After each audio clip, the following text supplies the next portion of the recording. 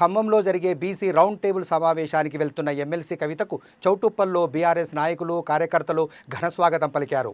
ఈ ప్రాంత ట్రిపుల్ రైతులు చాలా ఇబ్బందులు పడుతున్నారని, రైతులకు గతంలో ముఖ్యమంత్రి రేవంత్ రెడ్డి అండగా ఉంటారని తెలిపారన్నారు. అధికారంలోకి వచ్చి సంవత్సరం దాటినా ట్రిపుల్ రైతులను పట్టించుకోలేదన్నారు. సీఎం రేవంత్ రెడ్డి అన్ని వర్గాల ప్రజలను మోసం చేసి అధికారంలోకి వచ్చాడని ఆరోపించారు ఎమ్మెల్సీ కవిత. ఈరోజు ఖమ్మం జిల్లాలో జరుగుతున్నటువంటి బీసీ రౌండ్ టేబుల్ సమావేశానికి హాజరవడానికి వెళ్తూ మార్గం మధ్యలో మరి మునుగోడు నియోజకవర్గంలో చౌటుప్పల్ మండలంలో మా నాయకులను అందరినీ కూడా కలవడానికి ఆగడం జరిగింది. ఇక్కడ మునుగోడు మండలంలో మరి కాంగ్రెస్ పార్టీ నుండి రాజగోపాల్ రెడ్డి గారు అధికారంలో ఉన్నారు, వారు ఎమ్మెల్యేగా ఉన్నారు.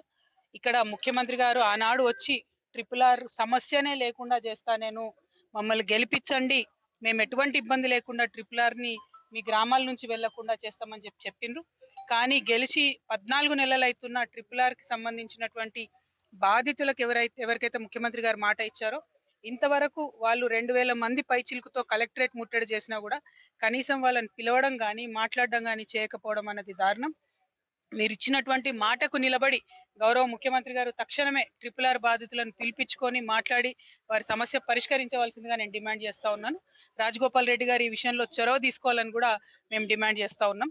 మరి మునుగోడులో ఉన్నటువంటి అందరికీ కూడా విజ్ఞప్తి చేసేది ఒకటే, తెలంగాణ రాష్ట్రం తెచ్చుకున్నదే, అందరూ బాగుండాలి, అందరం కూడా చక్కగా ఉండాలనే విషయంలోనే.